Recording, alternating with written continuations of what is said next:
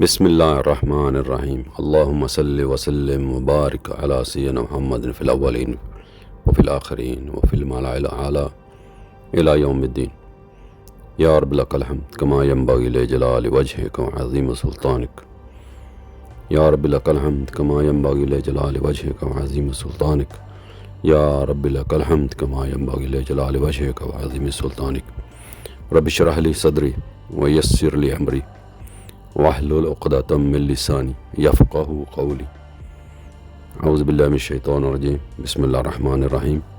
ناظرین اکرام، آج ہم آپ کو قرآن کریم کا ایک ایسا عظیم واقعہ سنانے جا رہے ہیں جس سے آپ اندازہ کر سکیں گے کہ وقت کیا ہے۔ ہماری نظر میں وقت ایک ایسا دریا ہے جس میں ہماری زندگی کی کشتی سفر کرتی ہے، ایک ایسا پیمانہ جس کی زنجیروں میں ہم سب جکڑے ہوئے ہیں۔ کیا آپ نے کبھی سوچا ہے کہ وقت کا یہ بہتا ہوا دریا کسی کے لیے ٹھہر بھی سکتا ہے؟ کیا صدیوں کا لمبا سفر ایک لمحے میں بھی ختم ہو سکتا ہے؟ تو پھر اندازہ کیجئے کہ کفر سے برے زمانے کا، جہاں ایک ظالم بادشاہ کا حکم چلتا تھا، لوگ سر سے پاؤں تک شرک کی گمراہی میں ڈوبے ہوئے تھے۔ بادشاہ وقت کا صرف ایک قانون تھا کہ یا تو ہمارے بتوں کے سامنے جھک جاؤ یا پھر اپنی جان سے ہاتھ دھو لو۔ مگر ہر اندھیری رات کے بعد ایک روشن صبح طلوع ہوتی ہے۔ اسی طرح گمراہی کے اندھیرے میں چند نوجوان جن کو اللہ تعالیٰ نے توحید کے نور سے منور کیا تھا، انہوں نے اپنے ایمان کو بچانے کے لیے ایک غار میں پناہ لی۔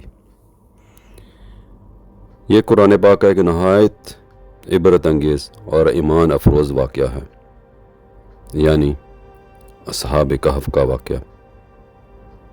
غار والے نوجوان یہ وہ لوگ تھے جنہوں نے اپنے ایمان کی حفاظت کے لیے دنیا سے کنارہ کشی اختیار کی،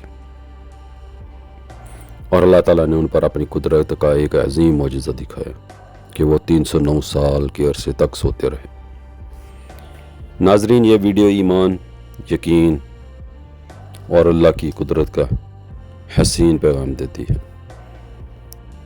کہ جب انسان اللہ تعالیٰ پر بھروسہ کرتا ہے تو وہ اس کے لیے ایسے راستے کھول دیتا ہے جن کا وہ تصور بھی نہیں کر سکتا۔ ناظرین، آج کی اس ویڈیو میں ہم آپ کو بتانے جا رہے ہیں کہ اصحاب کہف کون تھے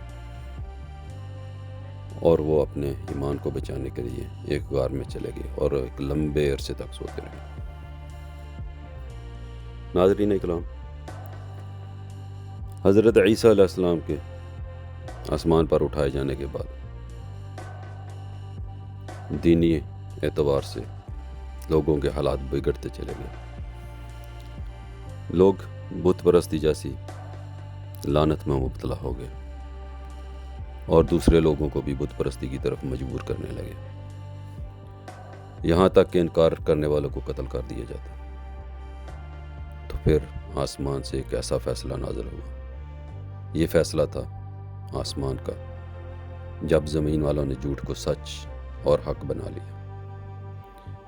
یہ قصہ ہے قرآن کا ان نوجوانوں کا جن کی داستان خود اللہ تعالیٰ نے وحی کے ذریعے قرآن مجید میں اتاری۔ یہ داستان وہاں سے شروع ہوتی ہے جہاں ایمان اور خوف آمنے سامنے کھڑے تھے۔ یہ داستان اللہ تعالیٰ کی قدرت کا نافرموش نشان ہے جس نے انسانی تاریخ کو حیرت میں ڈال دیا۔ یہ وہ زمانہ تھا جب ایمان قبول کرنا سزائے موت کے مترادف تھا، مگر اس سیاہ رات میں کچھ دل ایسے تھے جو اللہ کی توحید کے نور سے منور تھے۔ یہ وہ دن تھے کہ جب رقیم نامی جگہ پر رومن عیسائیوں کی حکمرانی تھی۔ کہتے ہیں کہ یہ جگہ آج کل اردن کے مضافات میں واقع ہے، جہاں کا بادشاہ بہت ظالم انسان تھا۔ اس کا حکم تھا کہ ہر شخص اس کے بتوں کے سامنے سجدہ ریز ہو، انکار کرنے پر اس کا سر قلم کر دیا جاتا۔ شہر میں جگہ جگہ بت نصب کیے گئے تھے، مگر وہاں کچھ اہل ایمان ایسے تھے جو صرف توحید الہی پر یقین رکھتے تھے۔ یہ وہ نوجوان تھے جن کو اصحاب کہف کہتے ہیں۔ ناظرین، ایک لمحے کے لیے تصور کریں کہ آپ نیند سے جاگے ہیں اور آپ کے آس پاس کے حالات پہلے جیسے نہیں ہیں۔ لوگوں کے چہرے، گھر، بازار، یعنی سب کچھ بدل چکا ہے۔ ملک کا حاکم کئی سو سال پہلے مر چکا ہے اور لوگ کسی اور ہی زمانے کی زبان میں باتیں کر رہے ہیں۔ تصور کریں کہ یہ کوئی فلمی کہانی نہیں ہے، بلکہ یہ حقیقی واقعہ ہے جس سے اللہ تعالیٰ نے قرآن کریم میں بیان فرمایا ہے۔ ان نوجوانوں کا قصہ جو ظالم بادشاہ کے غضب سے بچنے کے لیے ایک غار میں داخل ہو گئے اور اللہ تعالیٰ نے اپنے حکم سے 2 دن نہیں، 3 دن نہیں، بلکہ 309 سال تک سلا دیا۔ اور جب وہ بیدار ہوئے تو سب کچھ بدل چکا تھا۔ پھر لوگوں نے ایک معجزے کا مشاہدہ کیا کہ موت کے بعد اٹھنا حق ہے۔ ناظرین، یہ نوجوان کون تھے اور اللہ تعالیٰ نے انہی کو کیوں منتخب کیا، اور یہ غار اب کہاں واقع ہے؟ تو چلیے اس واقعے کی طرف چلتے ہیں۔ یہ بہت دیر پہلے کی بات ہے، تقریباً 3 صدی عیسوی کی بات، کہ جب اردن کے مسافات میں رقیم نامی شہر میں رومیوں کی بادشاہت تھی۔ تاریخ میں اس بادشاہ کا نام دقیانوس لکھا ہے، جو بہت ہی ظالم تھا، جو کسی پر رحم نہیں کرتا تھا۔ اس نے لوگوں پر بتوں کی عبادت لازم قرار دے دی تھی اور انہیں حکم دیا تھا کہ بتوں کے سامنے سجدہ کریں۔ جو حکم نہ مانتا اس پر ظلم کیا جاتا، ان کو جیل میں ڈال دیا جاتا یا قتل کروا دیا جاتا۔ اسی زمانے میں چند نوجوان جو اسی شہر کے رہنے والے تھے اور امیر گھرانوں سے تعلق رکھتے تھے اور جو توحید الہی پر ایمان رکھتے تھے، انہوں نے اس ظلم اور جبر کو ماننے سے انکار کر دیا۔ یہ امیر گھرانوں کے نوجوان تھے جن کی رسائی بادشاہ کے محل تک بھی تھی، لیکن انہیں دنیا داری سے کچھ لینا دینا نہ تھا۔ وقت کے ساتھ ساتھ یہ نوجوان ایک دوسرے سے ملنے لگے اور اپنے عقیدے کا اظہار ایک دوسرے سے کرتے اور خفیہ طور پر کسی جگہ پر اکٹھے ہو کر دینی امور کی تعلیم حاصل کرتے اور اس ظلم سے بچنے کا راستہ تلاش کرتے۔ اسی دوران بادشاہ کے جاسوسوں کو ان نوجوانوں کے عقیدے کا علم ہو گیا۔ نوجوانوں نے بادشاہ کے سپاہیوں کے ہاتھوں مرنے سے بچنے کے لیے شہر سے فرار ہونے کا ارادہ کیا، اور پھر رات کو جب سب لوگ گہری نیند سو گئے تو یہ نوجوان خفیہ طور پر اپنے گلوں سے نکل پڑے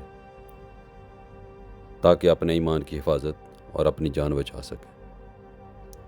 انہوں نے ارادہ کیا کہ وہ شہر چھوڑ کر کسی ایسی جگہ چلے جائیں گے جہاں صرف ایک اللہ کی عبادت کر سکے۔ ان کے ساتھ ان کا وفادار کتا بھی تھا۔ یہ لوگ خاموشی سے شہر سے نکل کر ایک پہاڑی علاقے کی جانب چلنے لگے۔ یہ کوئی عام راستہ نہ تھا اور لوگوں کی آمد و رفت بھی بہت کم تھی۔ بہت دور چلنے کے بعد انہیں ایک غار نظر آئی۔ وہ جانتے تھے کہ اللہ تعالیٰ ان کی رہنمائی کر رہے ہیں اور اللہ ہی ان کو غار تک لے آئے۔ تھکے ہارے نوجوان غار میں داخل ہوئے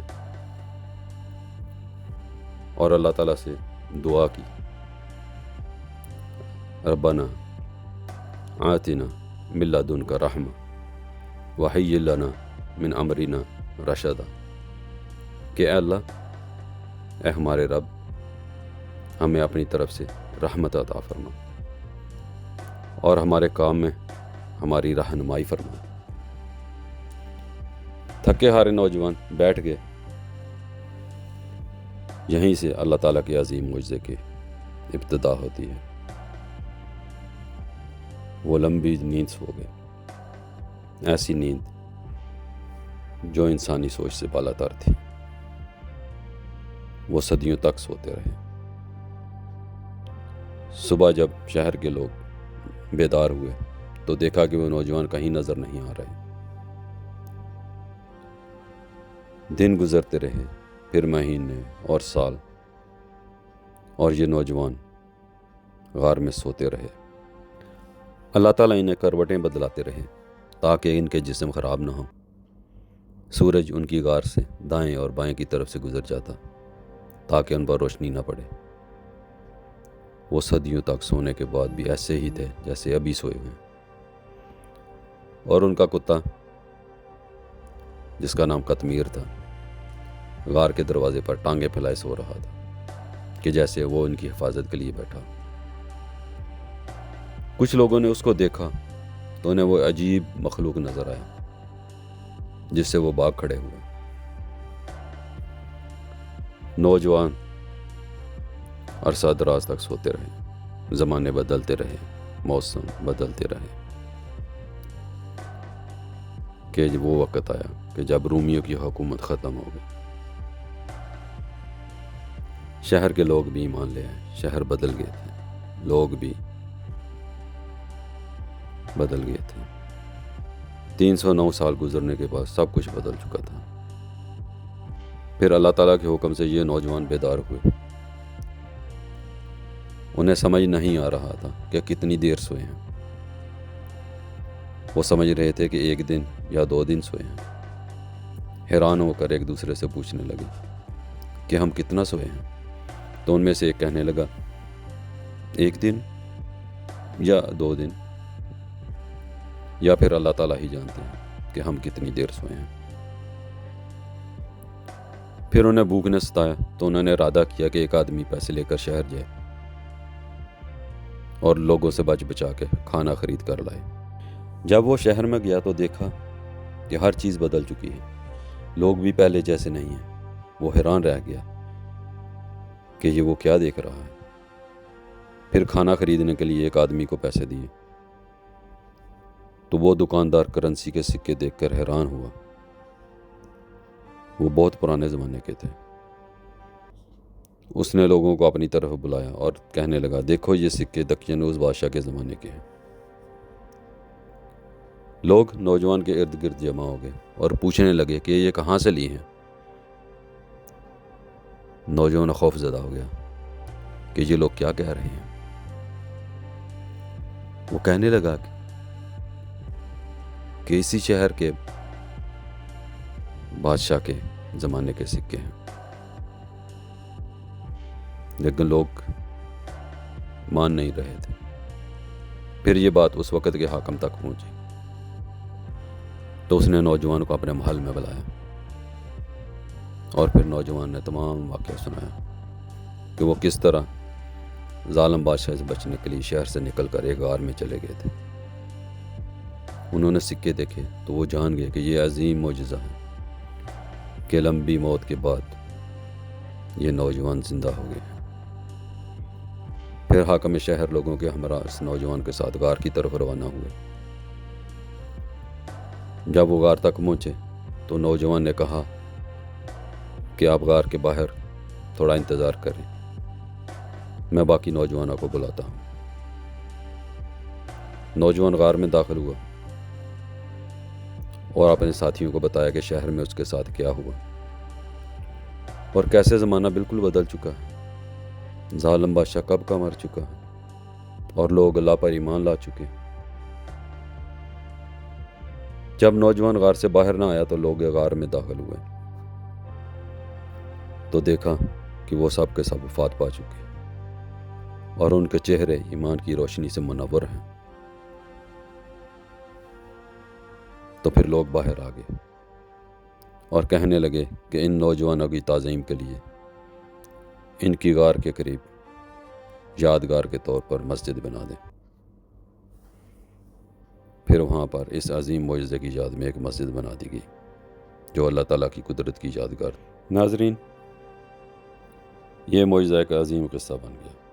لوگ اپنے بچوں کو اصحاب کہف کے بارے میں بتاتے، اور جب مورخ نے اس مقام کی کھوج لگانی شروع کی تو پتہ چلا کہ یہ جگہ اردن کے مضافات میں الرقیم نامی جگہ میں واقع ہے، جہاں پر پرانی قبور بھی موجود ہیں جو اصحاب کہف کی ہیں اور جو عظیم معجزے کی یاد دلاتی ہیں، اور قرآن پاک میں ان کا بھی ذکر کیا گیا ہے اصحاب الرقیم کے نام سے۔ تو ناظرین، یہ تھا قصہ اصحاب کہف کا، جو سورہ کہف میں اللہ تعالیٰ نے وحی کی شکل میں نازل فرمایا کہ جب یہود نبی کریم صلی اللہ علیہ وسلم کو آزمانے کے لیے ان کے پاس گئے اور ان سے 3 سوال کیے کہ اصحاب کہف کون تھے، حضرت ذوالقرنین کے بارے میں سوال کیا اور روح کے بارے میں سوال کیا۔ تو پھر یہ اللہ تعالیٰ نے سورہ کہف نازل فرمائی اور پورے کا پورا واقعہ سورہ کہف میں نازل فرمایا۔ ناظرین، اگر آپ کو ہماری ویڈیو پسند آئی تو لائک کیجیے، شیئر کیجیے اور ہمارے چینل کو سبسکرائب کیجیے۔ جزاکم اللہ خیر۔ السلام علیکم ورحمۃ اللہ وبرکاتہ۔